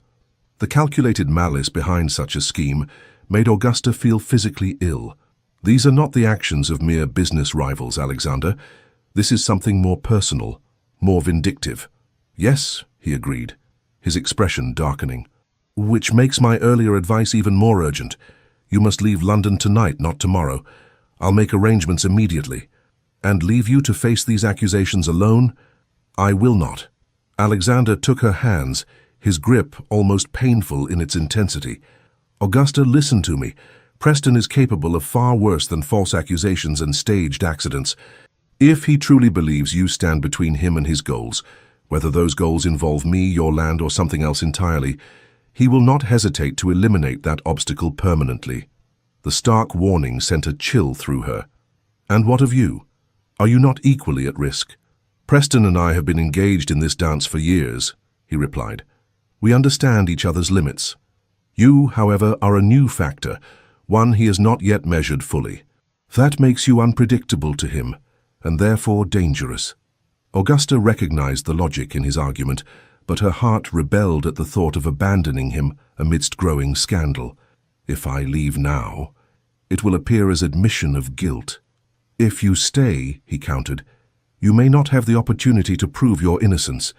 Augusta, please, for once, set aside your courage and consider your safety. The rare plea, delivered with such evident concern, weakened her resolve. Very well, she conceded reluctantly. But I will not go to Hadley. It's too remote, and word of these events will reach Hampshire eventually. I have a small property in Derbyshire, inherited from my mother. Few know of its existence. I will go there instead. Relief softened Alexander's features. A wise choice. I'll arrange for a private coach to take you and your maid. Catherine must remain here to counter any suggestion that your departure was precipitous or suspicious. She will not like that, Augusta observed. She will comply when she understands the stakes, he replied confidently. Now we must return to the ballroom separately to avoid further gossip. Continue, as though nothing is amiss while I make the necessary arrangements. As they approached the house, Alexander paused, turning to Augusta with an expression of such intensity that it took her breath away. When this is resolved, and it will be resolved, there are matters between us that require addressing, matters of considerable importance to me. The implication was clear, and despite the danger surrounding them, Augusta felt a flutter of anticipation. To me as well, she admitted softly. His eyes held hers for a long moment, conveying feelings too complex for words. Then, with visible effort, he schooled his features back to the impassive mask of the Duke of Shadowmere. "Done till Derbyshire, then," he said formally, though his eyes still burned with unspoken promise. "Until Derbyshire," she echoed, wondering if they were sealing a pact or a fate. The remainder of the evening passed in a blur of forced smiles and mechanical conversation. Augusta moved through the glittering crowd like a sleepwalker, her mind occupied with preparations for her imminent departure and concern for the unconscious Blackwood. By midnight, most guests had departed, unaware of the drama unfolding beneath the evening's elegant surface. Only the hospital committee members remained, gathered in the smaller drawing room, for a final tally of the funds raised. "Over £1,500, Eleanor announced triumphantly, her eyes bright despite the strain of the evening. A remarkable success by any measure. As the meeting concluded, Eleanor approached Augusta with a forced smile. "Alexander asks if you would join him in the library. There are some final matters regarding the fundraiser that require your attention." Augusta understood the pretext. "Of course. Please extend my congratulations to the committee for tonight's success." The library, dimly lit by a single lamp and the dying fire, held a somber atmosphere as Augusta entered. Alexander stood by the window, his tall figure silhouetted against the night sky. He turned at her approach, his face grave in the shadowed light. "Everything is arranged," he said without preamble. "A closed carriage will collect you from Catherine's townhouse at 4 o'clock. Your maid has been instructed to pack only essentials. The fewer who know of your departure, the better." Augusta nodded, a sudden weight of finality settling over her. "And Catherine?" "I've spoken with her. She understands the necessity, though she's not pleased." A ghost of a smile touched his lips. "Your cousin is a formidable woman when provoked." "She is protective," Augusta agreed. "As it seems, are you?" Alexander moved closer, the lamplight casting his features in sharp relief, the strong jaw, the penetrating eyes, the mouth that could be both stern and unexpectedly gentle. "I protect what matters to me, Augusta, what I value, what I—" He trailed off, but the unspoken word hung in the air between them, too significant to be voiced in haste or under duress. "This separation need not be long," he continued after a moment. "A week, perhaps 2, until the immediate scandal subsides, and I can identify who orchestrated tonight's events. Then I will come to you in Derbyshire." "And if you cannot identify the culprit?" Augusta asked. "I will," he stated with quiet confidence. "Preston is clever, but not infallible. He has already overplayed his hand tonight, first with Henrietta's poisoning, then with Blackwood. Desperation makes men careless." Alexander reached into his waistcoat pocket and withdrew a small velvet pouch. "Before you go, I have something for you." Augusta accepted the pouch, surprised by its weight. Inside she found an exquisite gold locket on a delicate chain. The locket's face was engraved with intertwined roses, their stems forming an elegant knot. "It's beautiful," she murmured, touched by the unexpected gift. "Open it," he urged softly. The locket contained a small folded paper rather than the customary portrait or lock of hair. Augusta carefully extracted it, unfolding a tiny note written in Alexander's bold hand. "Where shadows end, light begins. Trust in that light, as I have learned to trust in you." The simple message brought unexpected tears to her eyes. "Alexander." "Wear it," he said, taking the locket from her trembling fingers and moving behind her to fasten it around her neck, not merely as remembrance but as promise. The weight of the locket settled against her skin, warm and somehow reassuring. When Alexander's hands lingered at her nape, Augusta turned to face him, suddenly unwilling to leave with so much still unspoken between them. "Alexander," she began, her voice barely above a whisper, "when this is over, when we meet again in Derbyshire, what then?" His eyes held hers, all pretense and reserve stripped away. "Then, Augusta Blackwell, I intend to ask you a question I never thought to ask any woman again. A question that frightens me far more than any business rival or social scandal." Her heart quickened at the implication. "And if my answer is yes?" "Then," he said simply, "the shadows that have defined my existence these past years will finally give way to light." The raw honesty in his voice, the vulnerability beneath the strength, undid her final reservations. Augusta reached up, her fingers tracing the strong line of his jaw with wondering tenderness. "I find," she whispered, "that I am suddenly impatient for Derbyshire." Something fierce and joyful flared in his eyes. With deliberate slowness he bent his head until his lips hovered a breath away from hers. "As am I." The kiss, when it came, was gentle yet profound, a sealing of promises unspoken, a bridge across the separation to come. Augusta surrendered to it completely, her hands finding their way to his shoulders as his arms encircled her waist, drawing her closer with careful reverence. When they finally parted, Alexander pressed his forehead to hers, his breathing unsteady. "Now go," he said roughly, "before I forget all propriety and reason." Augusta stepped back reluctantly, her fingers touching the locket at her throat. "Until Derbyshire," she said, the words no longer a mere farewell but a vow. "Until Derbyshire," he echoed, the simple phrase carrying the weight of future and hope. The gold locket had become a talisman for Augusta during the long weeks of separation. As autumn painted the Derbyshire hills in russet and gold, she would find herself absently touching the pendant, drawing comfort from the weight of Alexander's promise against her skin. "Where shadows end, light begins," words that had sustained her through days of uncertainty and nights of longing. 3 months had passed since her hasty departure from London in the pre-dawn hours following the charity ball. 3 months of correspondence carried by trusted messengers, of carefully worded letters that spoke of progress and patience. Alexander's investigations had taken longer than anticipated, the web of intrigue surrounding Preston's schemes proving more complex than either had imagined. But his last letter, received 2 days prior, had contained news worth the wait. "My dearest Augusta, justice, long delayed, has finally been served. Preston faces ruin and disgrace, his schemes exposed through his own carelessness and the testimony of unexpected allies. Blackwood, upon regaining consciousness, proved surprisingly honorable when confronted with the full extent of Preston's manipulations. It seems he was as much pawn as conspirator, drawn into Preston's orbit through financial necessity rather than genuine malice. The evidence Preston had concealed, letters proving his deliberate sabotage of business rivals, including your late husband's shipping ventures, has been presented to the appropriate authorities. He will face charges of fraud and criminal conspiracy, charges from which even his considerable connections cannot shield him. With these matters resolved, I find there remains but one piece of unfinished business demanding my attention. I ride for Derbyshire on Wednesday, weather permitting, and hope to reach Rosewood by week's end. Until then, I remain yours in earnest anticipation, Alexander. Today was Saturday. If Alexander's journey had proceeded as planned, he might arrive at any moment, a prospect that filled Augusta with equal parts joy and trepidation. For while their letters had maintained the connection forged during those turbulent weeks in London, 3 months was ample time for hearts to cool, for priorities to shift, for promises to lose their urgency.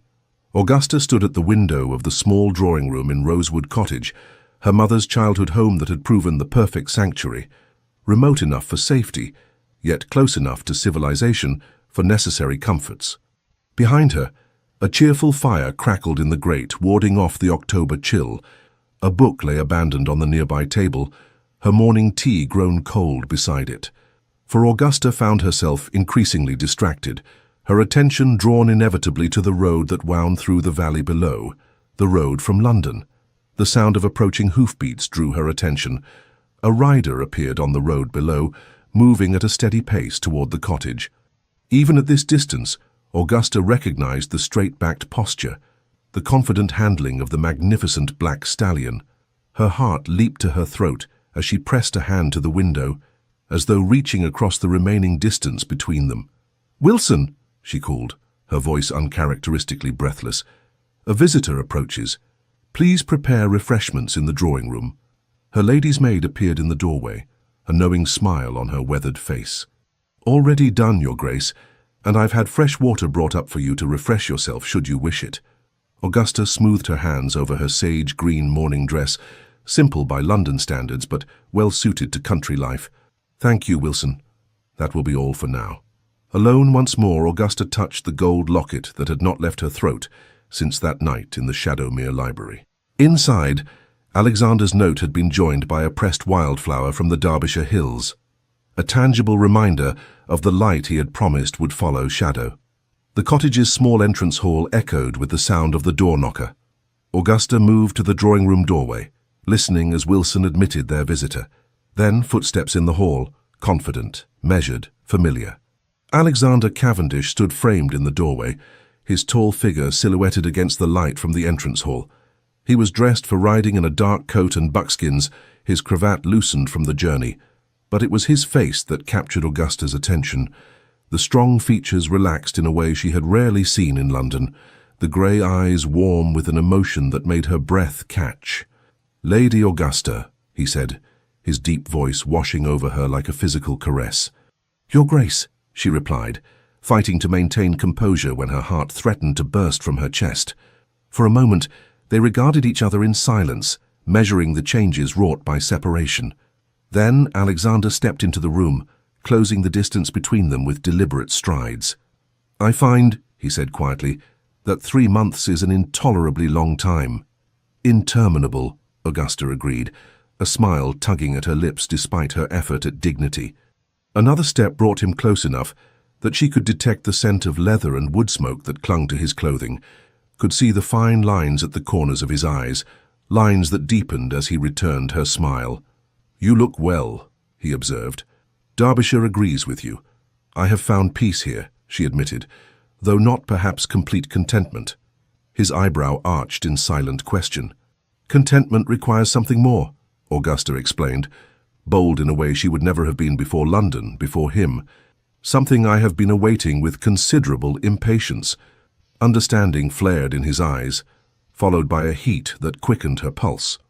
"I believe," he said carefully, "I mentioned unfinished business in my letter." "You did," she confirmed. "Business of a significant nature, as I recall." Alexander reached for her hand, his touch sending a current of awareness through her. "May we sit? What I have to say deserves proper attention." Augusta allowed him to lead her to the small settee before the fire. Once seated, however, he seemed uncharacteristically hesitant, his customary confidence giving way to a vulnerability she had glimpsed only rarely. "I practiced this speech 100 times on the journey from London," he confessed with a rueful smile. "Yet now I find all my careful phrases inadequate." "Perhaps simplicity would serve better than eloquence," Augusta suggested gently. Alexander's eyes met hers, direct and unflinching. "Very well. Simplicity, then." He took a breath, his hand tightening around hers. "I love you, Augusta Blackwell. I believe I began to love you the moment you entered the Pembrokes ballroom, though I was too stubborn or too blind to recognize it immediately." The declaration, delivered with such straightforward honesty, stole Augusta's breath. Though she had hoped, had perhaps even expected such feelings, hearing them voiced with such clarity was overwhelming. Our beginning was complicated by ulterior motives and external threats, Alexander continued, but what grew between us transcended those complications. In London, surrounded by danger and uncertainty, I discovered something I had thought lost to me forever: the capacity for trust, for hope, for love. He released her hand only to reach into his waistcoat pocket, withdrawing a small box of burgundy velvet. I come to you now without pretense or strategic purpose. I come simply as a man who has found his equal, his partner, his light after long darkness. Opening the box, he revealed a ring of exquisite craftsmanship, a central sapphire flanked by diamonds set in intricate gold filigree. "Augusta Blackwell," Alexander said, his voice steady despite the emotion evident in his eyes, "would you do me the honor of becoming my wife? Not for land or title or advantage, but for the simple, profound reason that I cannot imagine my future without you in it." Augusta looked from the ring to the man offering it, this complex, commanding man who had entered her life like a storm, yet now gazed at her with such vulnerable hope. In that moment, all doubts, all lingering questions dissolved like morning mist before the sun. "Yes," she said simply, her voice strong and clear despite the tears that threatened. "Yes, Alexander, I will marry you." Joy transformed his features, erasing years of care and shadow as he slipped the ring onto her finger. Then he was drawing her into his arms, his kiss a seal upon their promise, tender at first, then deepening with the passion they had held in check for so long. When they finally parted, Alexander kept her close, his forehead pressed to hers in a gesture that had become uniquely theirs. "I had thought to suggest a lengthy engagement," he murmured. "Time for society to adjust to the idea of the notorious Duke of Shadowmere taking a new duchess." Augusta smiled against his lips. "And what do you suggest now?" "Now?" His grey eyes gleamed with a happiness she had never seen in them before. "Now I find myself unwilling to wait a day longer than necessary. Christmas at Shadowmere, perhaps. A small ceremony, with only those we truly trust in attendance." "Christmas," Augusta agreed, her heart full to overflowing. "A fitting time for new beginnings." The wedding of Alexander Cavendish, Duke of Shadowmere, to Lady Augusta Blackwell took place on Christmas Eve at the chapel on the Shadowmere estate. Snow had fallen the night before, transforming the grounds into a glistening wonderland that seemed to reflect the joy of the occasion. Only a small gathering of trusted friends witnessed the ceremony: Lord and Lady Harrington, Dr. Bennet, Catherine and her husband, and a radiant Eleanor, whose health had improved markedly during her stay in Kent. To everyone's surprise, Lord Blackwood was also in attendance, his reconciliation with the Duke one of the more unexpected outcomes of the Preston affair. Augusta wore a gown of ivory silk embroidered with silver thread, her dark hair adorned with a coronet of white roses and holly berries. Alexander, resplendent in formal attire, watched her approach the altar with undisguised wonder, as though still amazed by the turn his life had taken. The service was simple, but deeply moving, the ancient vows exchanged with clear voices and unwavering commitment. When Alexander placed the wedding band beside the sapphire engagement ring on Augusta's finger, his hands were steady, his eyes alight with a happiness few had ever witnessed in the once forbidding Duke of Shadowmere. As they emerged from the chapel into the winter sunshine, their guests showering them with rose petals and good wishes, Augusta looked up at her husband with a heart too full for words. Alexander returned her gaze with equal emotion, his hand warm and secure around hers. "Happy, Your Grace," he murmured, using her new title with evident pleasure. "Completely," Augusta replied, squeezing his hand. "Though I believe true happiness is not a destination reached, but a journey shared." Alexander's smile deepened, his grey eyes bright with promise. "Then let us begin that journey together, my love, step by step, day by day, from this moment forward." And as they walked through the snow toward Shadowmere House, where a Christmas feast awaited the wedding party, Augusta knew with absolute certainty that the trembling widow who had entered that grand ball months ago had found not just a new life, but a love worth every risk, every challenge, every moment of doubt and danger that had led to this perfect day. For sometimes, the most unexpected waltz leads to the most extraordinary journey, and the most feared duke proves to be the most beloved husband of all. The end. Dear listener, Tonight's story was not just about a widow and a feared duke. It was about second chances, about finding light after long years in the dark, about daring to love again, even when the heart is tired, wounded, or afraid. And perhaps, in your own way, you've lived through something similar. Loss, loneliness, betrayal. Change that came too fast, or not fast enough. But if this story reminds us of anything, it's this. Life does not end when things fall apart. Sometimes, that's when it finally begins again. It doesn't matter how old we are. It's never too late to be surprised by kindness. Never too late to feel seen or cherished or understood. And it's never too late to be deeply loved. So, as you lay down tonight, know that your journey still holds meaning. Your heart still has chapters left to write. You are not alone. You are not forgotten. And you are held by stories, by memories, and by the quiet strength that lives in you. May you sleep peacefully. May your body rest. And may your soul feel protected, cradled gently by something bigger than fear. With all our warmth and gratitude from Legends of the Fall, thank you for staying with us until the end. If this story touched your heart, we kindly invite you to subscribe, like, comment, and share it with someone you care about. Your support, truly from the bottom of our hearts, helps us feel motivated to keep telling these deeply emotional stories, full of love, redemption, and unexpected twists that move us all. And remember, at the very end of this video, you'll see a suggested story from our channel. Click it, and let yourself be surprised by another heartfelt journey just like this one. With gratitude and affection, Legends of the Fall team.